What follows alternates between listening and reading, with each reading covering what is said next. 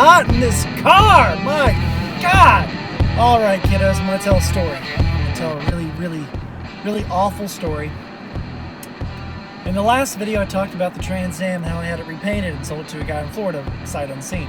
I neglected to mention why it needed repainted, and that has been brought to my attention by multiple people. So here it is. So I had the Trans Am for maybe, I don't even know, 2 weeks, 3 weeks. This was before I got my driver's license. This was before I got insurance on the car. The car was not legal to be taken on any road. Luckily, I didn't take it on any public road.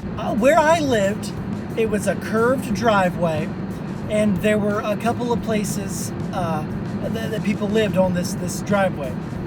There was our place, and then there was the neighbors down just towards the end of the other side of this horseshoe. And this horseshoe road was up higher than where these buildings were. And the buildings were kind of down a hill. Well, this summer, that all this happened, there was a giant record-breaking storm in West Virginia. It was called Derecho. It was awful. Tore down trees, telephone poles. Power was out at my place for 2 weeks, I think. Some people were out of power for multiple weeks. So during this power outage, everybody in this Tri-County area doesn't have any power. So my best friend Troy, he decides that he's gonna come over and we're gonna get into something. So I wake up in the morning to him banging on my door, in my window next to my bedroom. And he's like, get up. And I got up, I'm like, hey man, what's up? He goes, come on, let's do something, I'm bored. I was like, yeah, well, it's gonna be boring until the power comes on.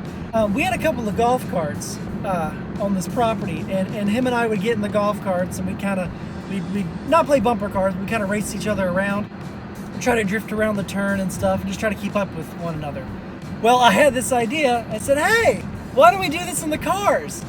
So we get in the cars and we start zipping around one another on this giant horseshoe, drifting around, and I'm kicking the tail end out and sliding around. He is too. And on the very last time, because the bad thing always happens on the last time you're gonna do it with anything. I was in my head, I'm like, okay, this will be the last time and I'm gonna put the car up. Always happens on the last time you're gonna try anything. That never fails.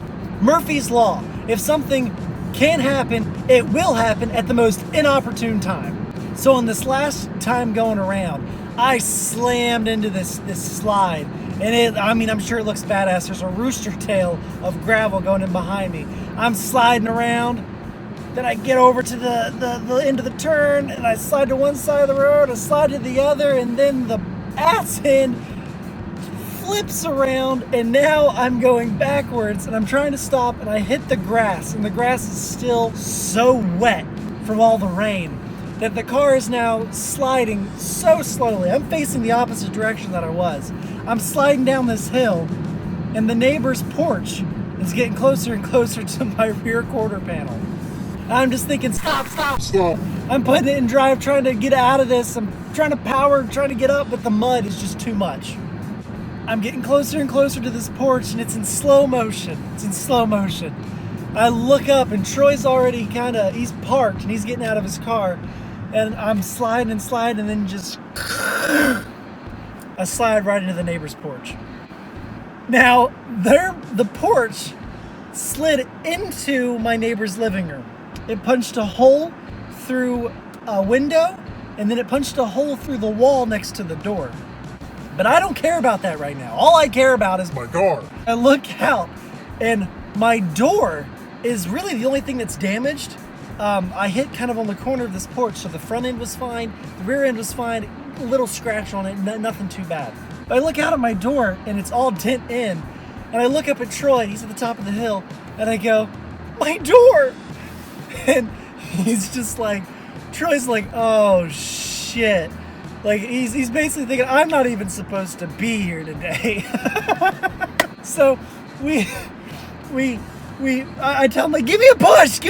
So he gets behind me, and I'm slinging mud everywhere. And he's pushing it, and the car's rocking back and forth, just trying to cradle it out of the ruts that I put in the mud. And I'm like, push it, push it. I put reverse drive, trying to rock it out, and I finally get it out. And I go up the hill, just spitting mud everywhere.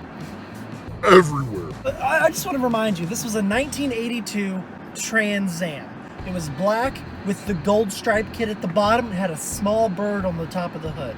Not the big one, it had the small one. This car was in perfect condition. Perfect. The only thing was just where somebody keyed the car whenever the guy first bought it. I was just absolutely heartbroken to find out all the damage that really happened. The door was completely crushed in. Like I said, there was a small dent in the back quarter panel. I was heartbroken because it was my first car. It was the first car that I ever bought, and it was one of my dream cars. Not my dream car, but one of them. I always liked Knight Rider as a kid. It was the same exact model as Kit. Had the same, actually had the original rims for it that were the kind of like racing vector rim that you would put the bowling ball hubcap on. Now, the rims that were on it were a set of American racing rims that had the black insert and the silver outline. They were really sexy on that car. They really looked good on that car. The interior was in perfect shape. The CD player you didn't just put a CD in it. You had to put the CD in the case, in a big plastic case, and then slide that case into the CD player. It wasn't a disc change or anything. It just took one, but you had 4 of those that you had to put your CD in for your road trip. So you couldn't just change out CDs on the fly. You had to prepare them if you wanted to change a CD while you were driving. So I wrecked the car, right? I slid it into the neighbor's porch.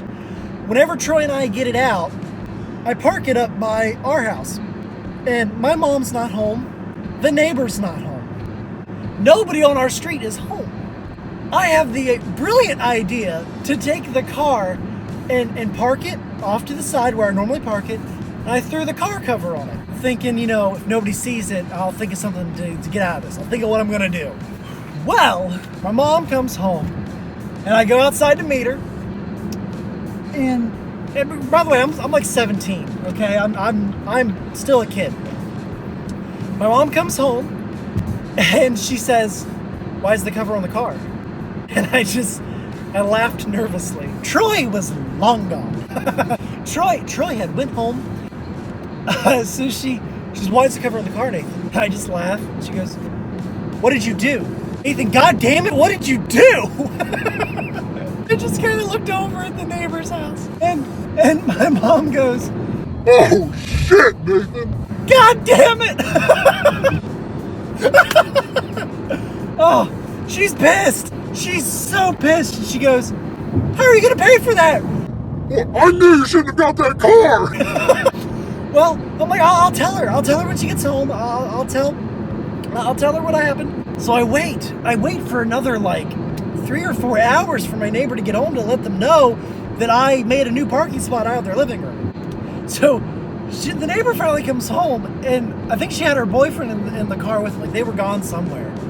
And they pull up, and I'm just there waiting. You know something's fishy when somebody who doesn't really hang around is waiting on you to get home. And she goes, What's up, Nathan? What are you doing here? I was like, don't be mad, but something happened while you were gone. And she goes, what happened? If I may direct your attention to Exhibit A. And she looks over, and yeah, I mean the porch railing was shoved through a window, and the other side was shoved through the outside and through the paneling in the living room, which I thought was so funny because it was right next to where the rocking chair was, like a rocking recliner. I thought it would have been so funny if somebody's just sitting there in the recliner watching TV, and suddenly, boom! A 1982 Trans Am spawns out of nowhere, takes out the goddamn window, through the fucking wall, and you're just sitting there watching Jeopardy. Oh man. Nobody will ever let me forget this story. And it's not the only thing I've ever hit.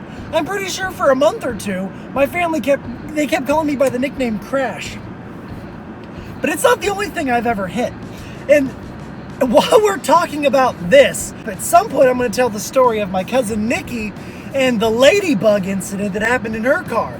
And then we'll talk about, wrecking cars and all that stuff. So if you have an embarrassing story that no one will let you forget, please let me know.